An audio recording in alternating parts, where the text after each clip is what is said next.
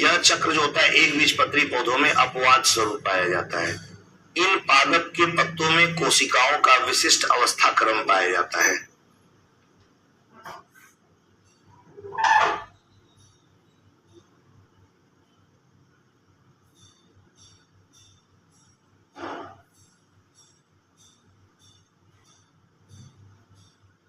कोशिकाओं का विशिष्ट व्यवस्था क्रम पाया जाता है। इन पादप के पत्तों में कोशिकाओं का विशिष्ट व्यवस्था क्रम पाया जाता है, जिसे क्रैंज एनाटॉमी कहते हैं। जिसे क्रैंज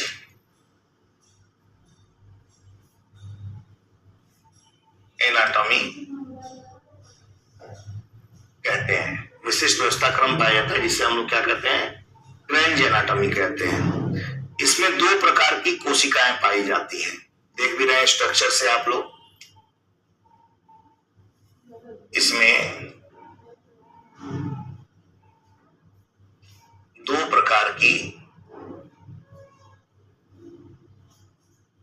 कोशिकाएं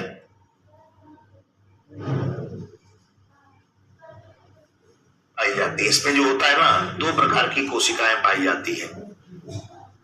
प्रथम कोशिका CO2 एवं O2 में से सिर्फ CO2 को चुनकर, प्रथम कोशिका CO2 और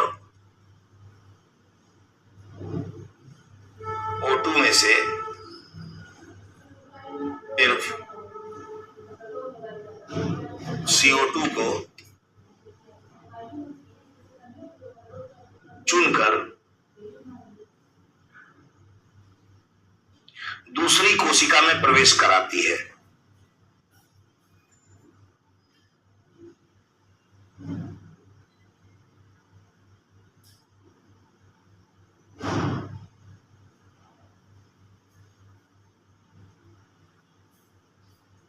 प्रथम कोशिका CO2 और O2 में से सिर्फ CO2 को चुनकर दूसरी कोशिका में प्रवेश कराती है, जिसके कारण प्रकाशीय श्वसन की घटना नहीं होती है।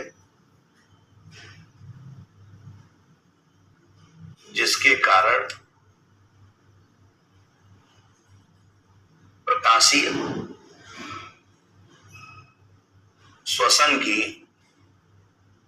घटना नहीं होती है। जिसके कारण प्रकाशीय श्वसन की घटना जो होती है नहीं होती है, तथा पादपों की उत्पादकता सामान्य से अधिक होती है। तथा पादपों की उत्पादकता सामान्य से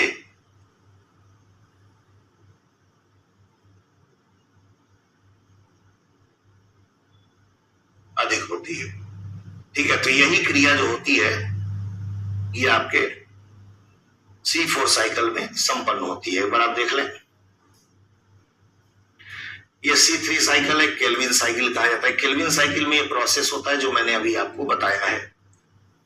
C3 साइकिल को थोड़ा समराइज करके बता दिया कि कार्बन डाइऑक्साइड के स्थिरीकरण का पहला उत्पाद 3 कार्बन वाला पदार्थ फास्फोग्लिसरिक अम्ल होता है। इस चक्र में CO2 के साथ साथ O2 भी प्रवेश करता है, जिसके कारण C3 चक्र की उत्पादकता कम हो जाती है।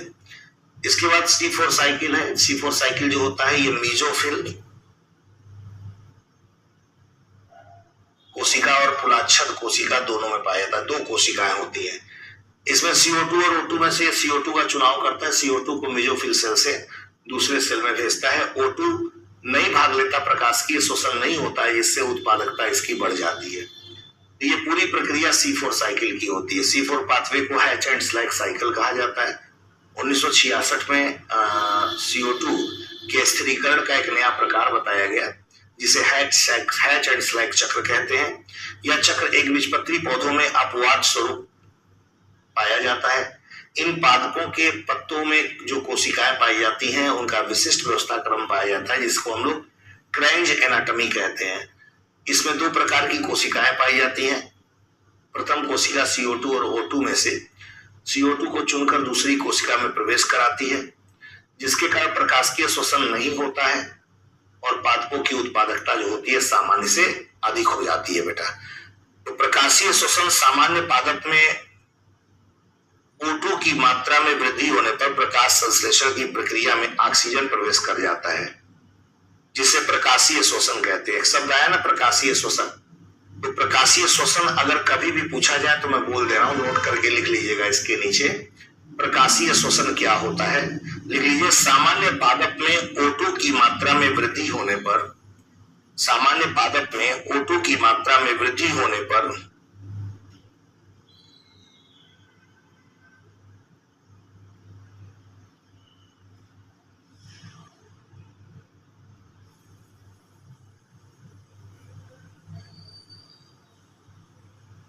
सामान्य पादप में O2 की मात्रा में वृद्धि होने पर प्रकाश संश्लेषण की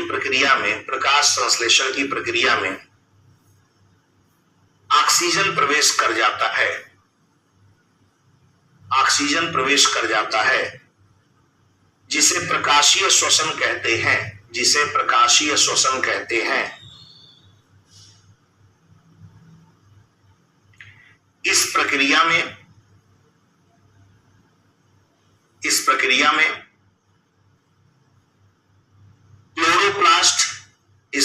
में क्लोरोप्लास्ट यानी हरित लवक पराक्सीसोम तथा माइटोकॉन्ड्रिया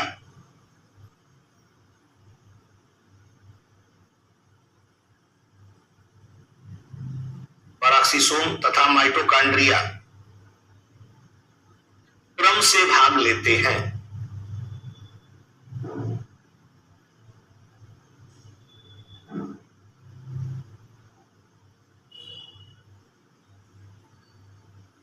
क्रम से भाग लेते हैं।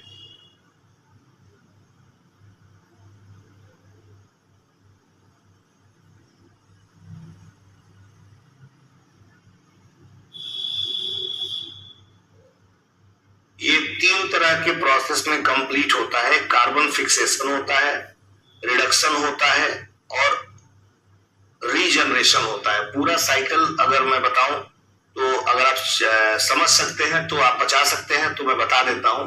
रिबुलोज 1-बिस्फॉस्फेट, देखिए स्ट्रक्चर मैं छोड़ देता हूं, स्ट्रक्चर देख लीजिए, मैं बोल देता हूं। रिबुलोज बिस्फॉस्फेट जो है ये 3 मॉलिक्यूल का RuBP होता है। रोबिस्को एंजाइम के प्रेजेंस में 3 कार्बन डाइऑक्साइड इसमें प्रवेश करता है और इस तरह से 6 कार्बन बनता है। 6 18 कार्बन का पूरा निर्माण हो जाता है। तो फिर से रिपीट करता हूं, रिबुलोज बिस्फॉस्फेट रोबिस्को एंजाइम के प्रेजेंस में 3 कार्बन डाइऑक्साइड इसमें प्रवेश करता है, तो ये आगे चल के अनस्टेबल मॉलिक्यूल्स बना लेता है 3 मॉलिक्यूल का। फिर जब ये प्रक्रिया आगे बढ़ती है तो बीच में से ये टूट जाते हैं और 6 कार्बन श्रृंखला बनाते हैं, उसे सब फास्फेट जुड़ जाता है, फास्फोरस 6 18 कार्बन वाला, तो बना देता है 3-फास्फोग्लिसरेट जो 6 मॉलिक्यूल का है। 3-फास्फोग्लिसरेट बनता है। 3-फास्फोग्लिसरेट बनता है तो यहां तक प्रक्रिया जो होती है कार्बन फिक्सेशन कहलाती है। इसके बाद कार्बन का रिडक्शन होना शुरू हो जाता है। 6 ATP 6 ADP में बदल जाता है। 6-फास्फेट अंदर एंट्री कर जाता है। तो इस प्रकार से जब आगे बढ़ती है प्रक्रिया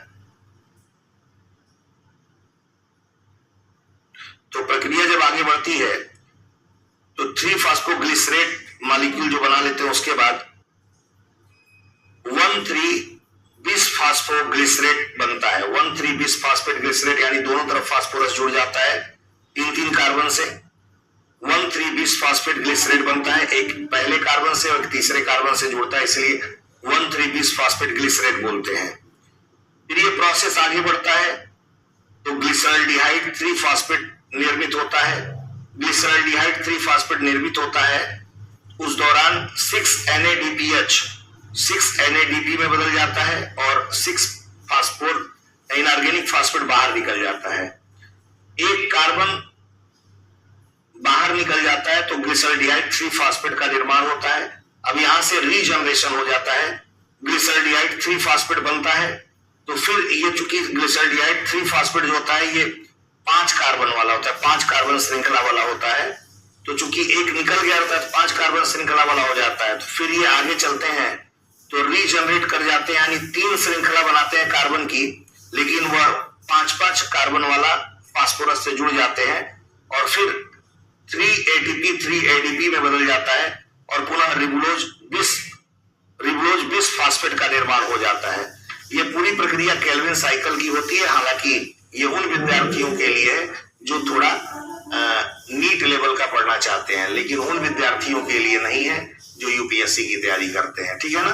तो यूपीएससी वालों के लिए सिर्फ इतनी ही आवश्यकता है, इतनी ही जरूरत है बेटा। चूंकि उनके लिए मैंने ये बता दिया कि उनको घबराहट ना हो, उनको परेशानी ना हो। हालांकि इसकी आवश्यकता नहीं है, परेशान मत होइएगा, बस मैं इसलिए बता दिया कि उनको संतुष्टि मिल जाए इस बात की। C4 pathway hatch and slag pathway कहते हैं। 1966 में CO2 के स्थिरीकरण का एक नया प्रकार बताया गया जिसे हैच एंड स्लैग चक्र कहते हैं। यह चक्र एक बीजपत्री पौधों में अपवाद स्वरूप होता है। आगे इन पादप के पत्तों में कोशिकाओं का विशिष्ट व्यवस्था क्रम पाया जाता है जिसे क्रेंज एनाटॉमी कहते हैं। इसमें 2 प्रकार की कोशिकाएं पाई जाती हैं। प्रथम कोशिका CO2 और O2 में से सिर्फ CO2 को चुनकर दूसरी कोशिका में प्रवेश कराती है, जिसके कारण प्रकाशीय शोषण की घटना नहीं होती है और उत्पादकता सामान्य से अधिक हो जाता है। तो प्रकाशीय शोषण क्या होता है ये मैंने आपको अभी बता दिया। ठीक है, ये बात क्लियर हो गया। C4 पाथवे देखिए यहां भी दिया हुआ है, वही चीज सेम जो मैंने आपको बताया है। ये मीजोफिल सेल है, ये मीजोफिल सेल है, ये पुलाच्छद कोशिका है। सॉरी, वातावरण से देखिए कार्बन डाइऑक्साइड प्रवेश कर रहा है, HCO3 अम्ल बनता है, फास्फोइनॉल पाइरुवेट जो PEP लिखा गया ना, PEP ऐसे मैंने लिखा होगा, फास्फोइनॉल पाइरुवेट बोला जाता है उसको, फास्फोइनॉल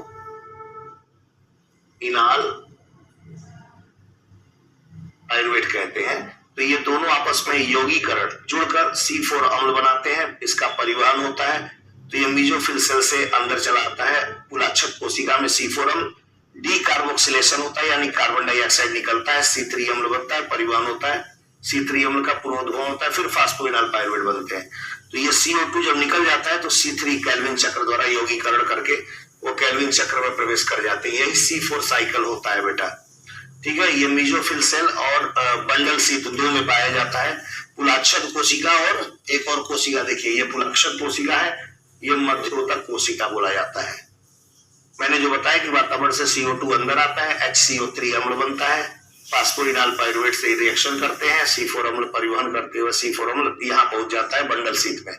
फिर डीकार्बोक्सिलेशन होता है, कार्बन डाइऑक्साइड निकलता है, केल्विन साइकिल में चला जाता है, C3 अम्ल बनता है, परिवहन होते हुए फिर ये इसमें प्रवेश कर जाता है। तो यही आपका C4 पाथवे होता है जो दोनों में होता है, इसको हैच एंड स्लैग पाथवे के नाम से जाना जाता है। क्लियर हो गया बेटा? ये मैंने बता ही दिया C4 पाथवे।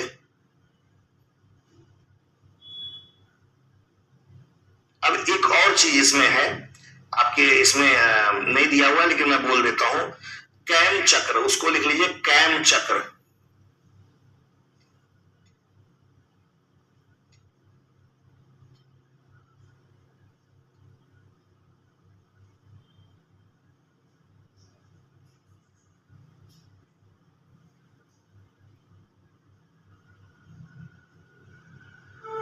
इसके बारे में भी थोड़ा जान लीजिए, कैम चक्र बोला जाता है। कैम चक्र, इसका फुल फॉर्म है क्रैसुलेशियन एसिड मेटाबॉलिज्म। क्रैसुलेशियन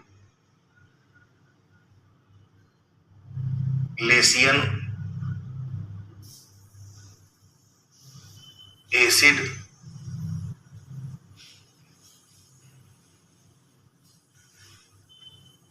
मेटाबॉलिज्म, इसको कैम पाथवे कहा जाता है।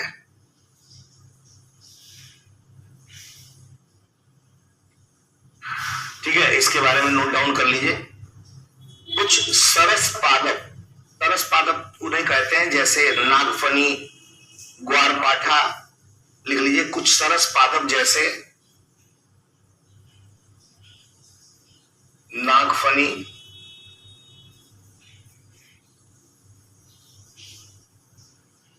ग्वारपाठा में विशेष प्रकार से CO2 का स्थिरीकरण होता है, में विशेष प्रकार से CO2 का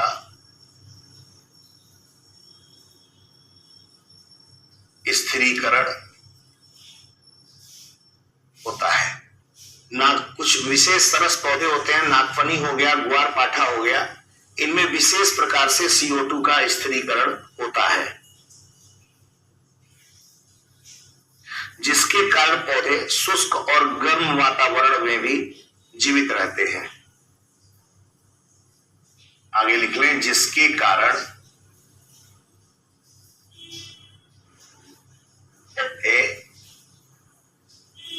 गर्म और शुष्क वातावरण में भी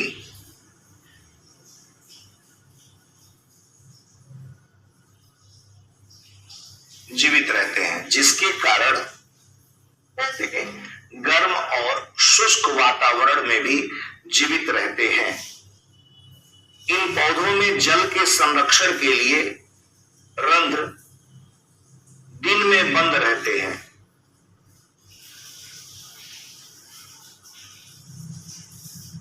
इन पौधों में जल के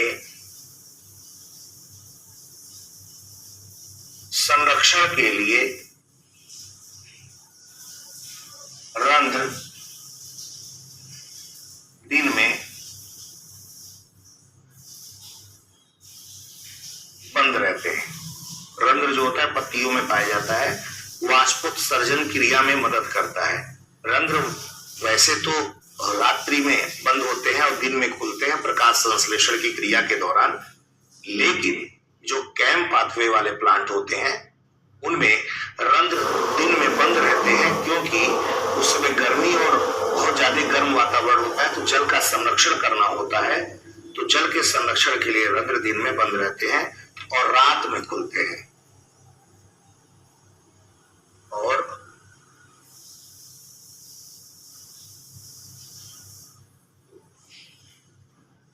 रात में खुलते हैं, ठीक है, तथा आवश्यक CO2 प्राप्त करते हैं,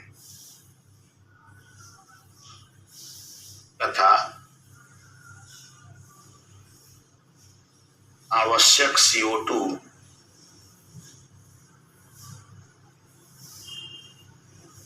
प्राप्त करते हैं। जल के संरक्षण के लिए दिन में बंद रहते हैं, रात में खुलते हैं और आवश्यक CO2 प्राप्त करते हैं। रात्रि में प्राप्त CO2 का प्रयोग दिन के समय प्रकाश संश्लेषण क्रिया में किया जाता है।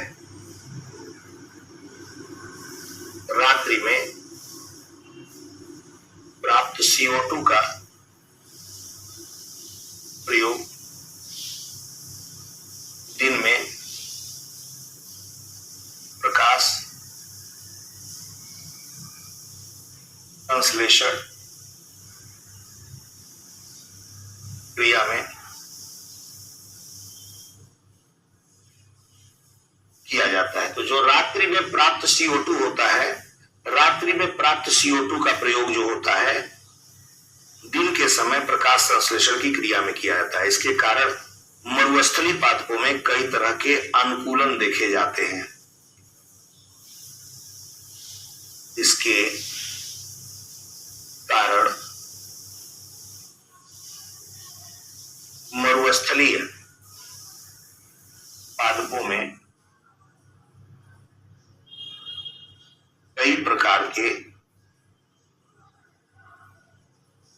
अनुकूलन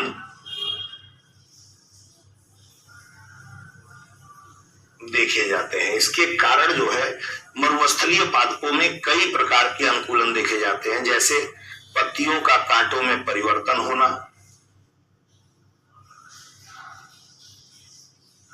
जैसे पत्तियों का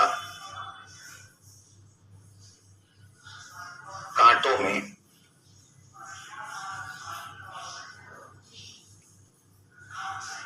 परिवर्तन होना। इसी कारण से पत्तियां जो होती कांटे में परिवर्तित हो जाती हैं। रंध्रों का संकीर्ण होना, रंध्रों का संकीर्ण होना ताकि पानी ज्यादा नुकसान न हो प्लांट से। तने का हरा होना तथा जड़ तंत्र का अधिक विकास होना, तने का हरा होना तथा जड़ तंत्र का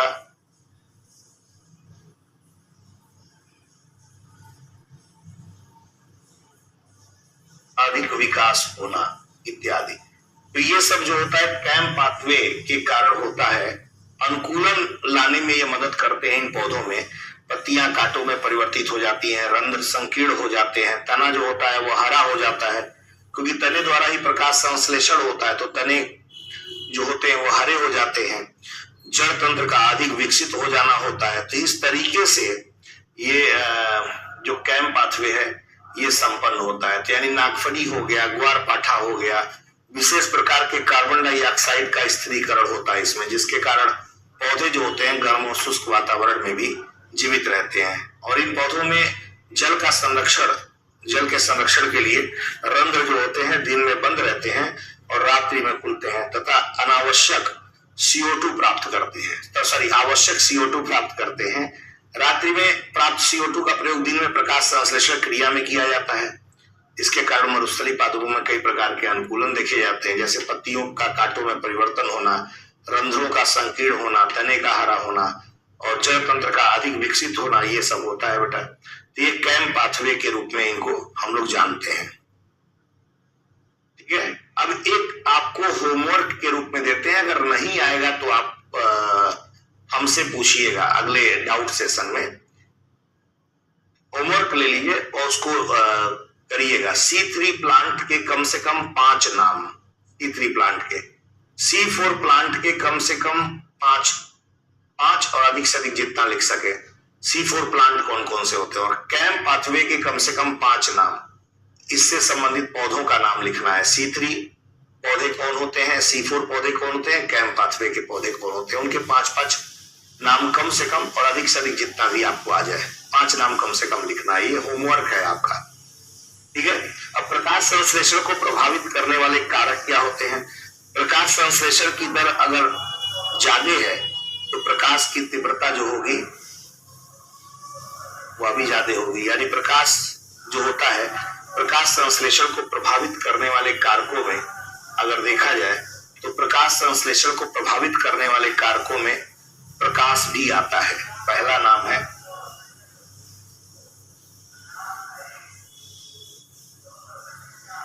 प्रकाश।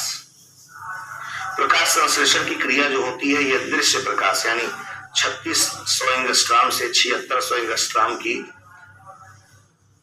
उपस्थिति में संपन्न होती है। याद रखना, ये जो प्रकाश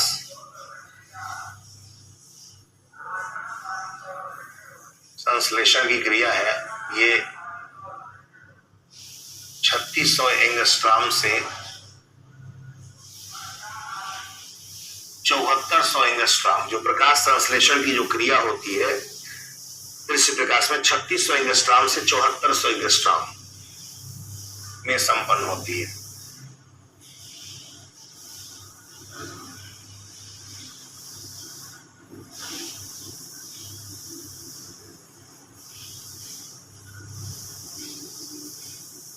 ये दृश्य प्रकाश चाहिए, यानी 3600 एंगस्ट्रॉम से 7400 एंगस्ट्रॉम के दृश्य प्रकाश में की उपस्थिति में संपन्न होता है। प्रकाश संश्लेषण की दर लाल रंग के प्रकाश में सर्वाधिक होती है। ये जो होता है प्रकाश संश्लेषण की दर लाल रंग के प्रकाश में सर्वाधिक होती है। प्रकाश संश्लेषण की दर जो होती है लाल रंग के प्रकाश में सर्वाधिक होती है। प्रकाश संश्लेषण की दर प्रकाश तीव्रता के समानुपाती होता है। यानी ये मान लीजिए प्रकाश संश्लेषण की दर है और ये प्रकाश तीव्रता है। जैसे जैसे प्रकाश संश्लेषण की दर बढ़ेगी प्रकाश की तीव्रता भी बढ़ेगी। यानी प्रकाश की तीव्रता बढ़ेगी तो प्रकाश संश्लेषण की दर भी बढ़ेगी, यानी इसके समानुपाती होता है। यानी प्रकाश की तीव्रता जो होती है, प्रकाश की तीव्रता का वह माप बिंदु जिस पर प्रकाश संश्लेषण द्वारा CO2 अवशोषण की दर और श्वसन में उत्पादित CO2 की दर बराबर होती है, संतुलन प्रकाश या तीव्रता बिंदु कहते हैं। ठीक है, एक पॉइंट ये नोट कर लीजिए, मैं बोल देता हूं, नोट कर लीजिए। प्रकाश संश्लेषण की दर प्रकाश तीव्रता के समानुपाती होती है। प्रकाश संश्लेषण की दर प्रकाश तीव्रता के समानुपाती होती है। प्रकाश संश्लेषण की दर प्रकाश तीव्रता के समानुपाती होती है। हो गया। प्रकाश की तीव्रता का वह माप बिंदु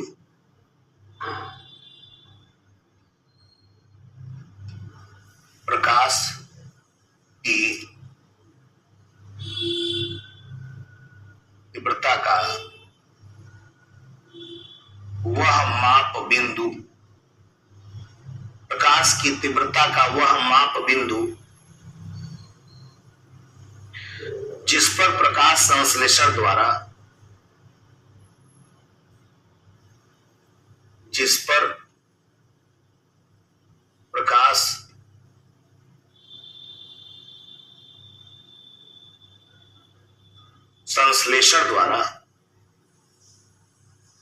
CO2 अवशोषण की दर और श्वसन में उत्पादित CO2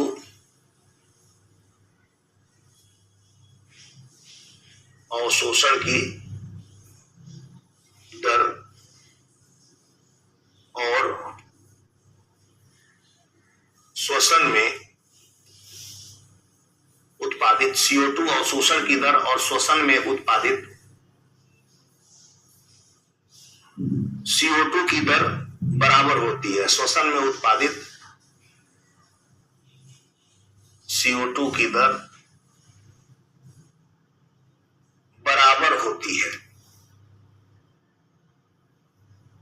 प्रकाश की तीव्रता का वह माप बिंदु जिस पर प्रकाश संश्लेषण द्वारा CO2 अवशोषण की दर और श्वसन में उत्पादित CO2 की दर बराबर होती है, संतुलन प्रकाश तीव्रता बिंदु कहलाता है।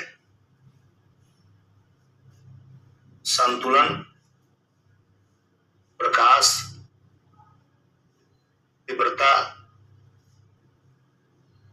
बिंदु कहलाता है।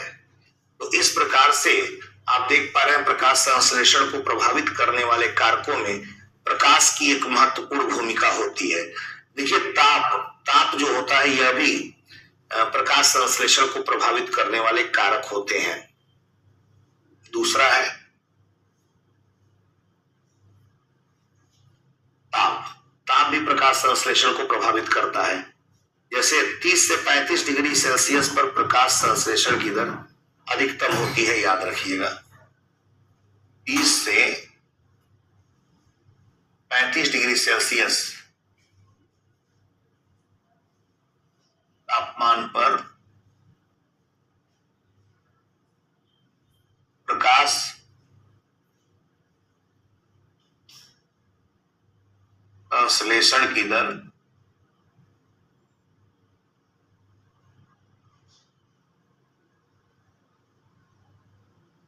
अधिकतम होती है। 30 से 35 डिग्री सेल्सियस तापमान पर प्रकाश संश्लेषण की दर जो होती है वो अधिकतम होती है, यानी इससे कम का तापमान भी प्रकाश संश्लेषण के लिए सही नहीं और इससे अधिक का तापमान भी प्रकाश संश्लेषण के लिए अधिक सही नहीं है, क्योंकि 40 डिग्री सेल्सियस का अगर 40 डिग्री या उससे ऊपर का तापमान अगर हो जाएगा तो लवक और एंजाइम विकृत होने लगेंगे।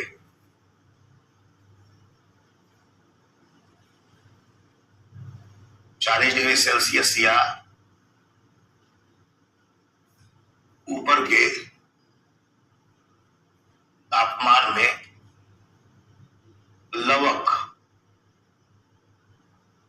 और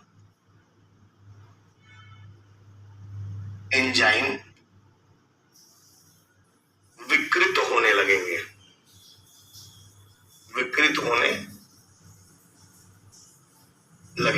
ये बात याद रखिएगा। 40 डिग्री सेल्सियस या ऊपर का तापमान अगर होगा तो एंजाइम या लवक विकृत होने लगेंगे। प्रकाश संश्लेषण की क्रिया में ताप परिवर्तन का प्रभाव केवल कार्बन स्वांगीकरण चक्र में होता है। प्रकाश संश्लेषण की क्रिया में ताप परिवर्तन का प्रभाव केवल कार्बन स्वांगीकरण चक्र में होता है, बाकी और कहीं नहीं।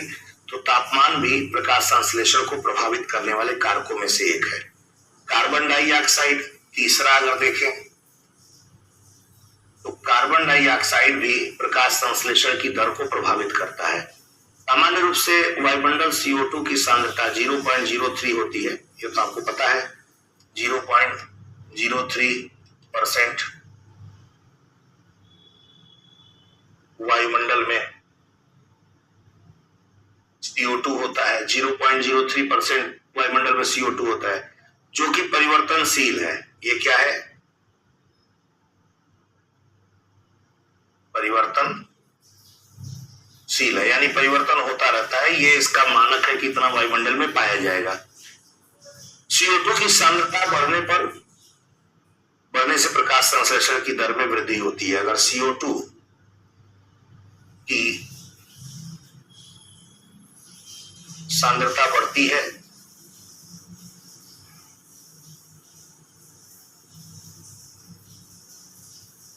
तो फोटोसिंथेसिस की दर भी बढ़ती है। CO2 की सांद्रता अगर बढ़ती है तो फोटोसिंथेसिस की दर भी वृद्धि होती है, परंतु एक निश्चित सांद्रता के पश्चात प्रकाश संश्लेषण की दर में वृद्धि नहीं होती।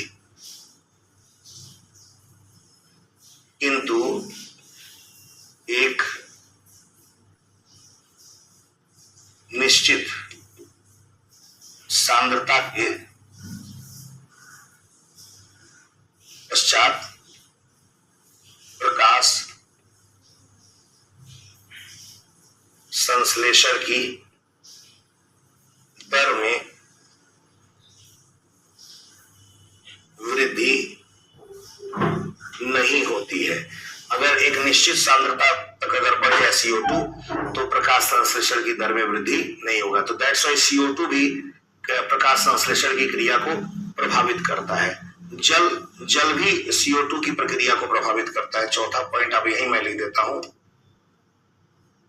जल यह भी एक कारण है जो CO2 की जो प्रकाश संश्लेषण की प्रक्रिया को प्रभावित करता है।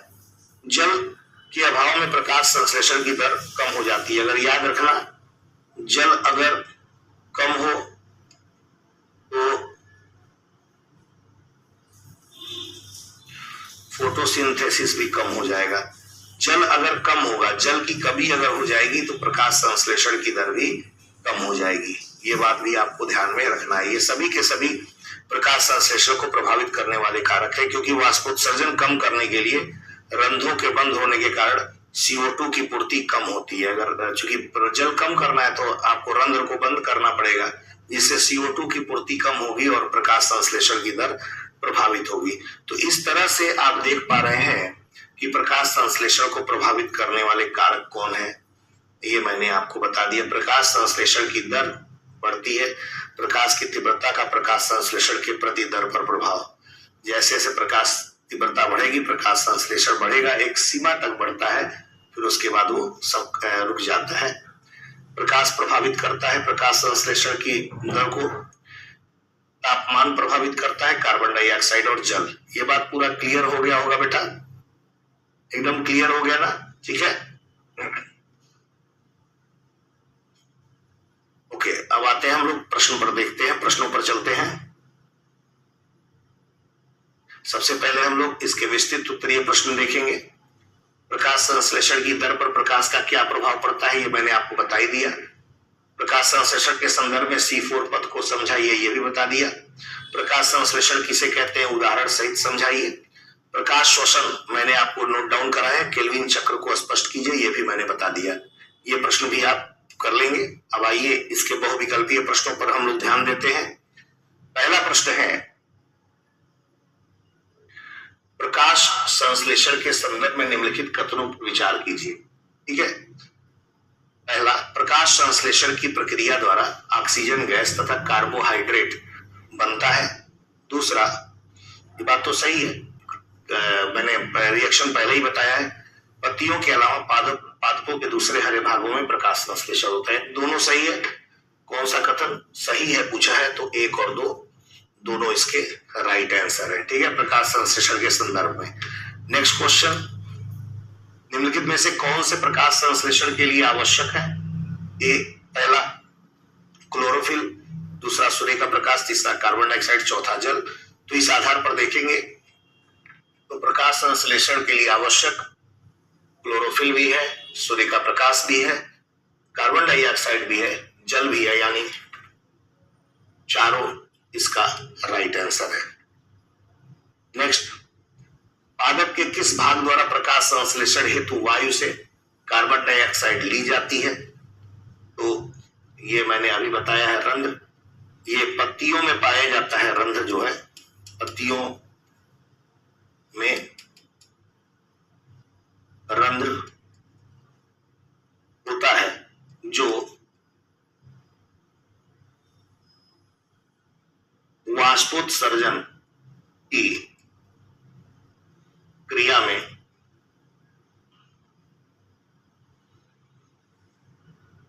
मदद करता है। ठीक है, रंध्र होता है। प्रकाश संश्लेषण प्रक्रम द्वारा पहले कार्बोहाइड्रेट का संश्लेषण करते हैं। यह कार्बोहाइड्रेट निम्नलिखित में किससे मिलकर बना होता है? कार्बन, हाइड्रोजन, ऑक्सीजन, C6H12O6 से बना होता है। नाइट्रोजन और फास्फोरस तो नहीं होता है, यानी कार्बन है, हो गया पहला। कार्बन होता है, हाइड्रोजन होता है और ऑक्सीजन होता है। C6H12O6 होता है, यानी कि पहला, दूसरा और तीसरा इसका राइट आंसर है। नेक्स्ट क्वेश्चन है, प्रकाश ऊर्जा का रासायनिक ऊर्जा में रूपांतरण होता है। प्रकाश ऊर्जा का रासायनिक ऊर्जा में रूपांतरण होता है, उस प्रक्रिया को प्रकाश संश्लेषण कहा जाता है। प्रकाश ऊर्जा को रासायनिक ऊर्जा में रूपांतरण, इसको प्रकाश संश्लेषण कहा जाता है। नेक्स्ट, ठीक है, तो ये आपका आज के टॉपिक में मैंने पढ़ाया। यहां से मेरी क्लास शुरू हुई, एक बार आप पूरा देख लें फिर से। मैंने प्रकाश संश्लेषण को परिभाषित किया। पोषण के आधार पर स्वपोषी परपोषी क्यों कहे जाते हैं? प्रकाश संश्लेषण किसमें होता है? प्रकाश संश्लेषण का रिएक्शन क्या होता है, ये मैंने आपको बता दिया। फिर मैंने आपको बताया प्रकाश संश्लेषण में जो प्रिस्टले का प्रयोग था, ये प्रिस्टले के प्रयोग को पूरा समझा दिया कि प्रिस्टले ने किस तरीके से पादपों में प्रकाश संश्लेषण की प्रक्रिया के बारे में बताया था। फिर मैंने पादपों में प्रकाश संश्लेषण प्रक्रिया बताया। फिर प्रकाश संश्लेषण की क्रिया 2 तरह से होती है, लाइट रिएक्शन होता है, डार्क रिएक्शन होता है, इस पर चर्चा किया गया। फिर मैंने आपको प्रकाश संश्लेषण क्लोरोप्लास्ट में होता है, स्ट्रोमा और ग्रेनम क्या होते हैं इन पर बताया। फिर लाइट रिएक्शन को पूरा क्लियर किया गया, डार्क रिएक्शन को पूरा क्लियर किया गया। और ये जो मैंने ये दोनों स्ट्रक्चर बना हुआ है यहाँ, ये आपको जो स्ट्रक्चर बना है इसी को एक्सप्लेन किया हूं बढ़िया से। ये स्ट्रक्चर जो बना है ध्यान दीजिएगा, इसी को यहाँ एक्सप्लेन किया गया है। फोटो सिस्टम फर्स्ट और फोटो सिस्टम सेकेंड होता है। फोटो सिस्टम सेकेंड में पहले फोटॉन आया, इलेक्ट्रॉन निकला, प्राइमरी इलेक्ट्रॉन एक्सेप्टर, फिर प्लास्टोक्विनोन में गया, फिर साइटोक्रोम B6 और साइटोक्रोम F कॉम्प्लेक्स में गया, प्लास्टोसाइनिन में 2 इलेक्ट्रॉन गया। फिर ये फोटो सिस्टम फर्स्ट में रिएक्शन आता है, P700 बोलते हैं, फोटॉन आ गया, 2 इलेक्ट्रॉन निकला, प्राइमरी इलेक्ट्रॉन एक्सेप्टर, फिर 2 इलेक्ट्रॉन फेरिडॉक्सिन में गया, फेरिडॉक्सिन से NADP, तो दो जगह आपको एनर्जी का निर्माण हो रहा है। तो प्रकाश अभिक्रिया तथा इलेक्ट्रॉन परिवहन कैसे होता है ये पूरा डिटेल में बताया गया आपको। C3 साइकिल क्या है, केल्विन साइकिल, ये पूरे चक्र को आपको समझाया गया और पूरा डिटेल में भी बताया हूं। C3 कार्बन डाइऑक्साइड के ये पॉइंट्स मैंने आपको बता दिया, इसको ध्यान से देखिएगा। फिर मैंने C4 साइकिल मीजोफिल सेल और कुलाच्छक कोशिकाओं में पाया जाता है, कैसे होता है। हैच एंड स्लैग साइकिल इसे कहते हैं, क्रेंज एनाटॉमी कहा जाता है, क्या होता है इसमें, इस प्रक्रिया पर चर्चा की गई। ये C4 पाथवे है। कैम पाथवे जो आपको यहाँ इसमें तो नहीं दिया गया था, लेकिन कैम पाथवे भी मैंने आपको बता दिया। क्रेसुलेशियन एसिड मेटाबॉलिज्म क्या होता है, किन पौधों में होता है, उन पौधों में रूपांतरण क्यों होता है, अनुकूलन कैसे, इसी चक्र के कारण ये पौधे अनुकूलन स्थापित करते हैं। प्रकाश संश्लेषण को प्रभावित करने वाले कारक, ये प्रकाश होता है, दूसरा तापमान होता है, तीसरा कार्बन डाइऑक्साइड और चौथा जल होता है। और इससे रिलेटेड हम लोगों ने